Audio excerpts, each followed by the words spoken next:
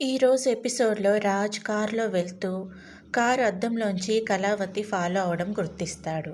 వస్తున్నావా రా, నీ నోటితో నువ్వే విడిపోదాం అనేలా చేస్తాను, చూస్తూ ఉండు, ఈరోజే నీకు క్లారిటీ ఇస్తాను అంటూ శ్వేత ఇంటికి వెళ్తాడు. ఇక రాజు రాగానే విడాకుల పేపర్స్ మీద మా ఆయన సంతకం చేశారు అంటూ సంతోషంగా చెప్తుంది శ్వేత. ఇక కావ్య వచ్చి కారు వెనక్కి దాక్కొని వాళ్ళ మాటలు వింటూ ఉంటుంది. కళావతి వచ్చిందని క్లారిటీ రాగానే రాజ్ కావాలనే శ్వేతను ఎత్తుకొని తిప్పుతాడు. నీకు విడాకులు వచ్చేసినట్లే శ్వేత, చాలా హ్యాపీగా ఉంది అంటాడు. కావ్య వినేలా మాట్లాడతాడు. నీకు విడాకులు వచ్చేసాయి, ఇక మనం పెళ్లి చేసుకోవడానికి ఏ అడ్డంకి లేదు. కళావతేమీ మీ ఆయనలో షాడిస్ట్ కాదులే, విడాకులు తనంతట తానే ఇచ్చేస్తుంది నాకు. అసలు తనంటే నాకు ఇష్టం లేదని తెలిస్తే చాలు, ఆత్మాభిమానం కలది కదా, విడాకులు ఇచ్చి పుట్టింటికి వెళ్ళిపోతుంది.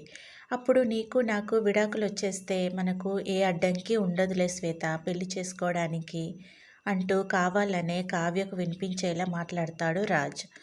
ఆ మాటలకి కావ్య షాక్ అవుతుంది. ఇక శ్వేత కోపంగా ఏంటి రాజు అలా మాట్లాడుతున్నావు అనేలోపు కావ్య వింటుంది అని శ్వేతకు సైగ చేస్తాడు.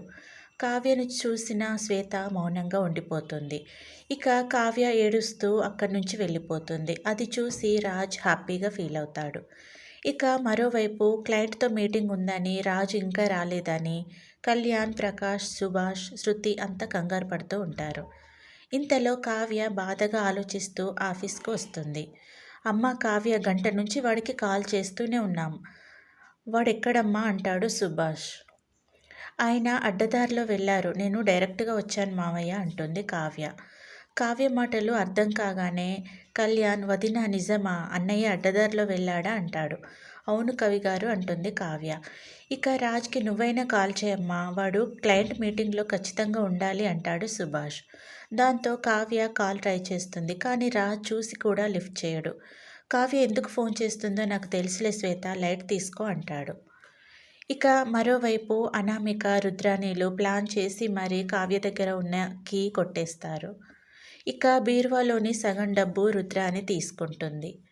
అనామిక మాత్రం నాకు కీ ఇవ్వు అని తీసుకుంటుంది. ఇంతటితో ఈరోజు ఎపిసోడు ముగుస్తుంది.